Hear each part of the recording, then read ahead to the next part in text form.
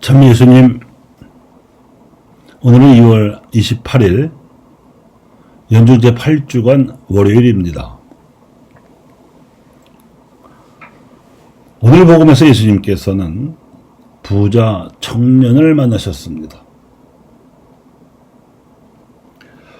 길을 떠나시려던 예수님 앞에 달려온 그는 무릎을 꿇고 영원한 생명을 얻는 길에 대해 여쭈었습니다. 병을 고치거나 배불리 먹는 일 따위에만 관심을 보이던 이 어느 중생과는 사뭇 다른 구도적인 태도였습니다. 그래서 예수님께서는 그에게 우선 10계명을 지키라고 권하셨습니다. 그랬더니 그는 그런 것들은 어려서부터 다 지켜왔다고 자신만만하게 대답했습니다. 아마도 그는 유복한 바리사이 집안에서 태어나 자라면서 엄격한 가정교육을 받은 젊은이인 것 같습니다.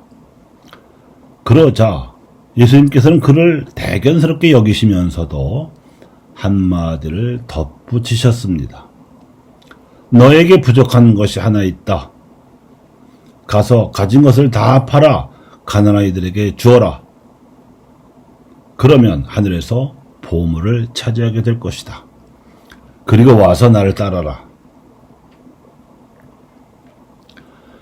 예수님께서 보시기에 율법을 철저하게 지킬 정도의 도덕성을 자부했던 그는 재물에 대한 집착도 심해 보여서인지 한 가지가 부족하다고 보셨습니다.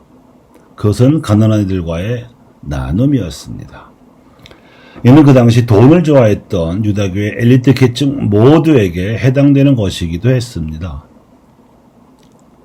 평소에 예수님께서 하나님 나라가 가난한 이들의 것이라고 선포하시던 가르침에 비춰보면 그들은 예수님께서 가장 중요하게 생각하시는 것을 빼먹고 있었던 겁니다. 그러한 태도는 예수님께서 보시기에 낙타가 바늘귀로 빠져나가려는 것과도 같은 무모한 일이었습니다. 하지만 예수님의 제자들도 스승의 말씀을 듣고 깜짝 놀랐습니다. 그들은 하나님을 믿고 그분께 회개한다는 것이 삶의 태도에서 과연 어떠한 것을 의미하는지 잘 몰랐던 것 같고 그저 재물이 하나님의 축복이라고 가르치던 바리사이들의 신앙관에 물들어 있었던 것 같습니다. 그런데 복음서에서 낙타가 바늘귀로 빠져나가는 것만큼이나 힘들고 중요한 일을 해낸 사람으로서 예리코의 제3관장이었던 자키오가 나오고 있습니다.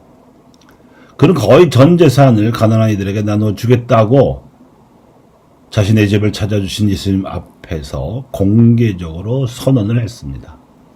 그러니 이 자키오의 경우를 보면 재물에 대한 욕심으로 가득 차는 사람에게는 불가능하지만 하느님께 진정으로 귀의한 사람에게는 가능하다는 것이 입증된 셈입니다. 예수님부터 머리를 기댈 곳조차 없을 만큼 재물 소유에 대한 집착에서 자유로우셨고 당신 제자들을 부르실 때에도 집과 직업과 가족까지도 모두 버리고 따르기를 요청하셨으며 그들을 전국으로 파견하실 때에도 철저한 청민의 태도를 요청하셨습니다.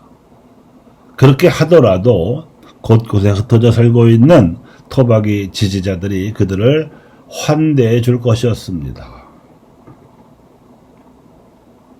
이렇듯 재물 소유로부터 자유로워져야 한다는 예수님의 태도와 가르침은 초대교회의 공동체 생활을 낳았습니다.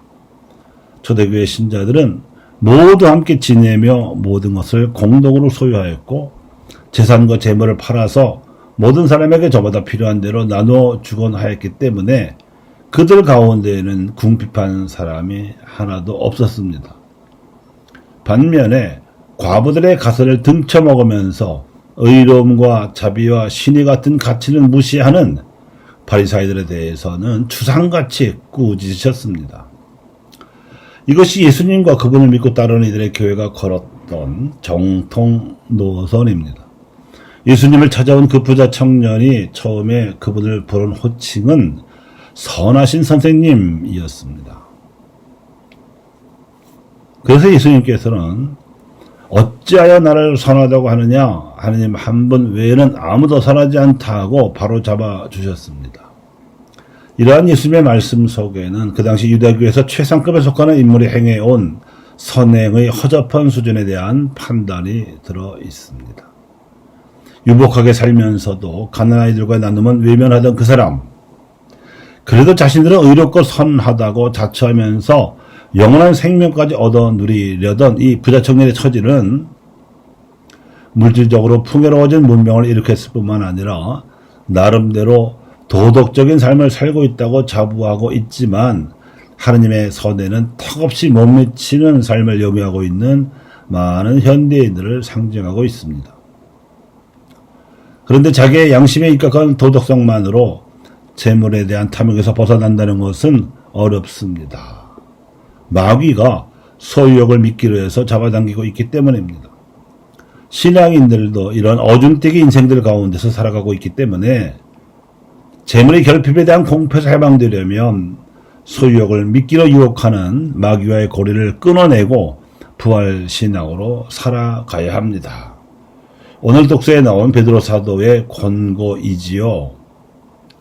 그러니까 가진 재물을 가난아이들에게 나누어주는 행위보다도 더 근본적으로 우리에게 필요한 한 가지는 부활신앙이고, 그리하면 우리에게 필요한 것들은 하나님께서 채워주시리라는 확신이라는 뜻입니다.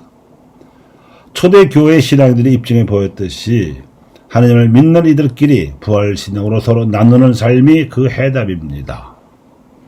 교회 여러분, 재물에 대한 집착은 우상 숭배로 우리 마음을 기울게 합니다. 그러므로 우리에게 부족한 한 가지는 나눔 이전에 우리를 하나님께로 붙들어 메어줄 부활에 대한 확신입니다. 감사합니다.